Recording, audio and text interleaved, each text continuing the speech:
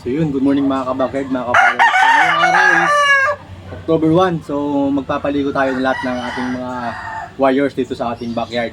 So magpapaligo tayo ngayon mga kabakerd, magdidilaws tayo.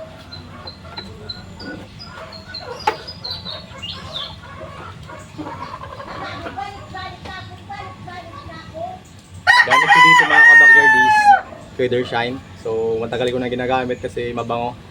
So habang patuyo man ang balahibo nila, so maaamoy pa rin yung tone ng ating ginamit na shampoo.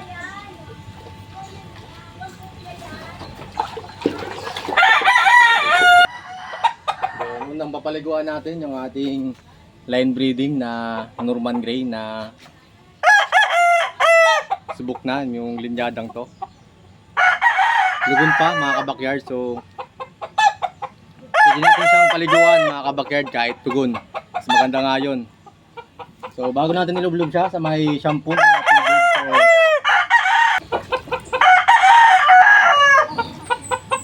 so linisan muna natin mga kabakyard bago natin nilublog sa may shampoo na tubig para hindi masyadong madumi kaagad. So ilan yung papaliguan natin dito. So yun, nalinisan na natin, so saka natin ilublob sa may shampoo tubig.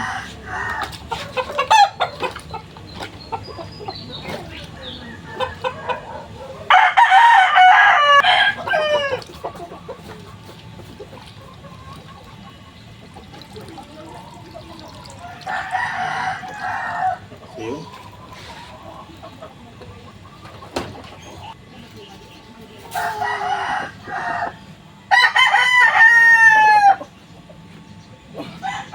Pangalawa.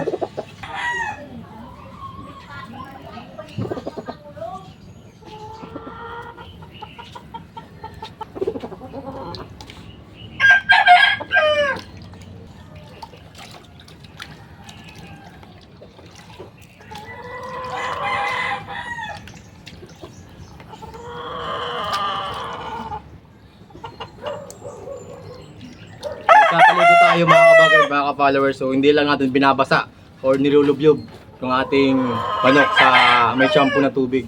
So dapat yung mga singit-singitan nila, so makuskus natin. Pati yung yung buntot nila. Kasi minsan dyan nakikita ko yung mga may mga hanip.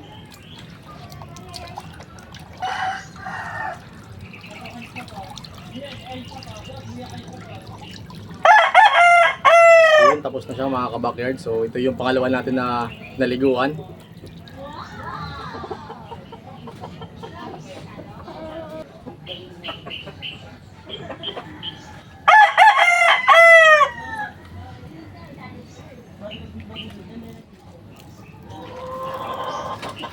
Ito mga ka-backyard, yung ating kill sleeper ex-sweater. So lugon din siya mga ka-backyard. So patubo na rin.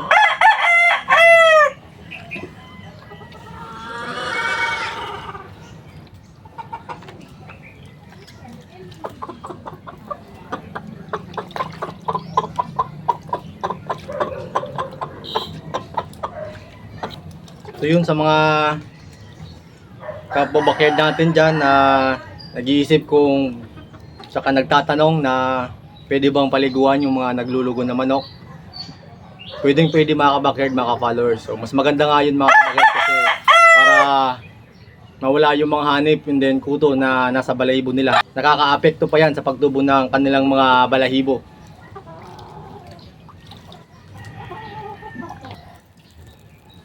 So yun, tapos na yung pangatlo natin na pinaliguan. So, balik natin sa lumbar.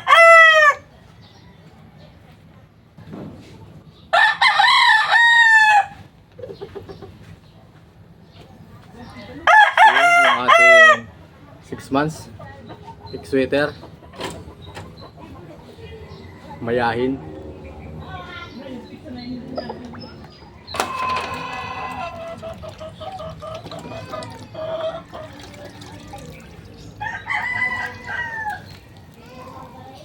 Yun, tapos na.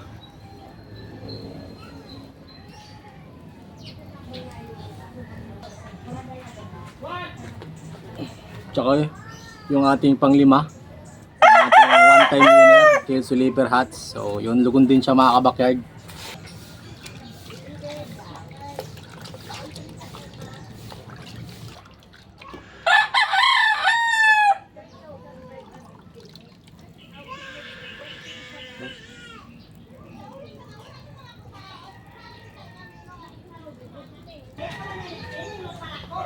And then yung last, yung ating Henny.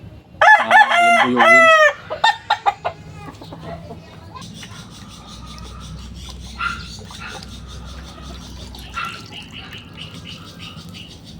So yun, natapos na tayo mga kabakyard, mga ka-followers. So, ibilad na natin sila sa araw mga kabakyard.